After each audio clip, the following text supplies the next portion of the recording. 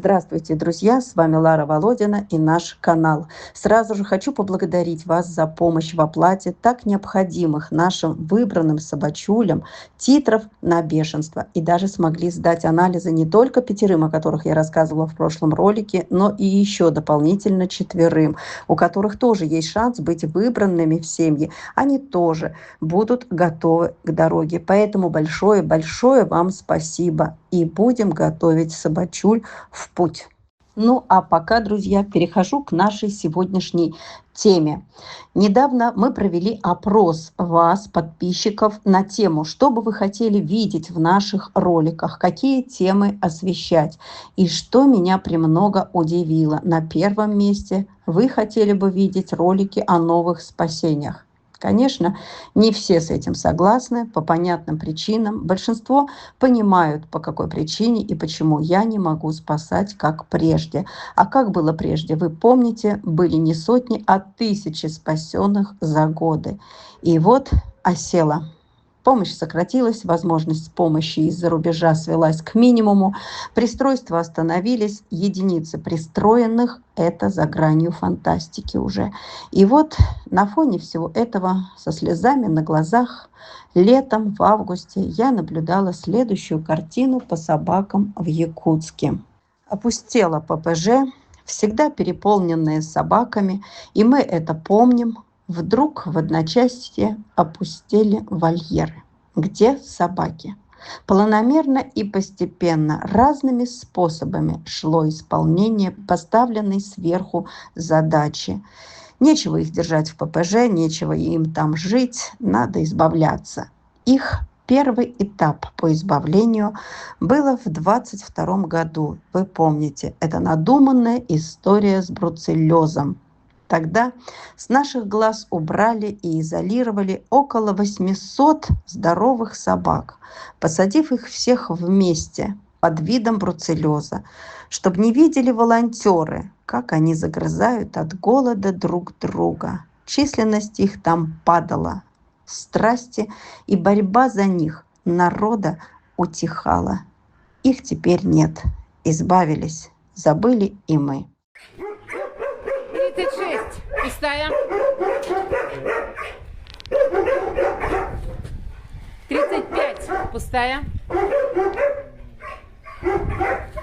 34. Пустая. 33. Пустая. 32. Пустая.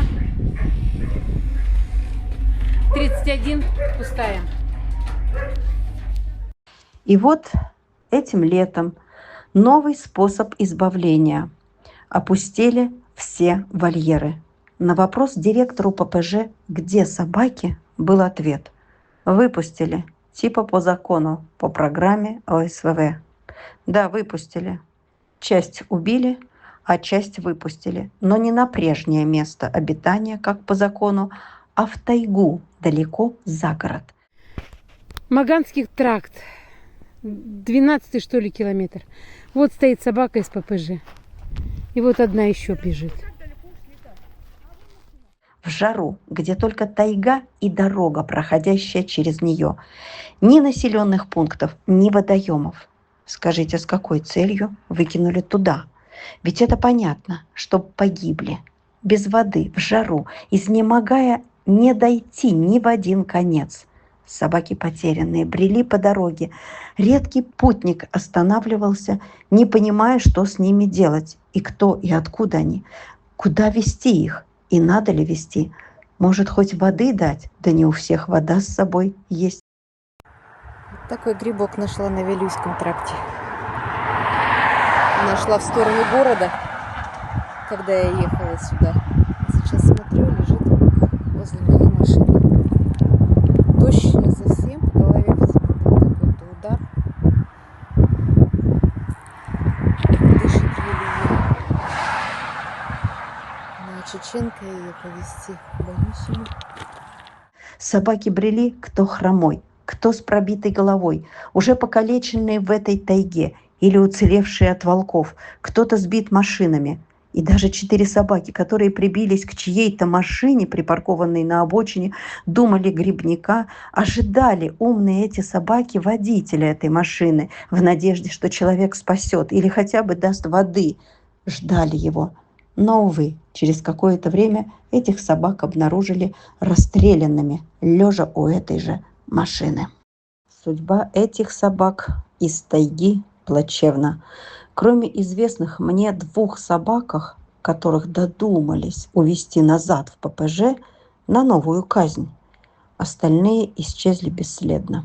Конечно, погибли. Им все равно нигде не жить.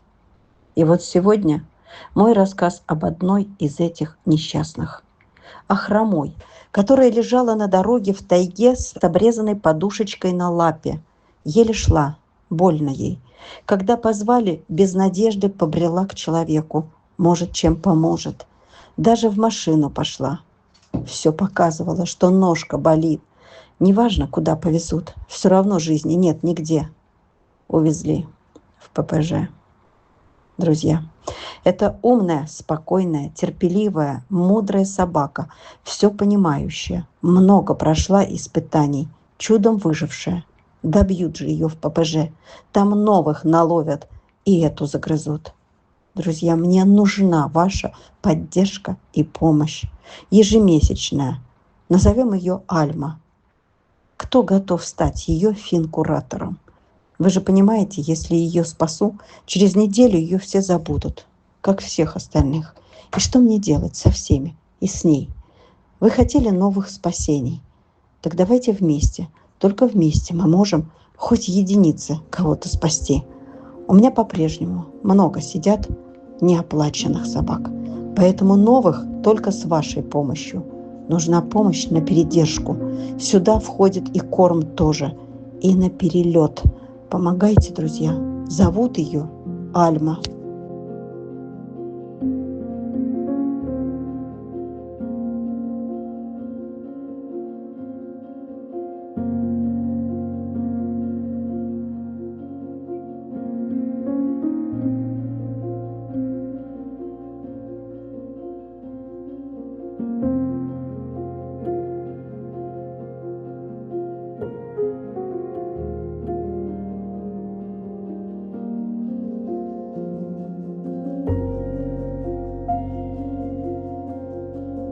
Друзья, и еще на одной из передержек снова закончился корм. Прошло уже 10 дней, и на корм тоже нужна помощь.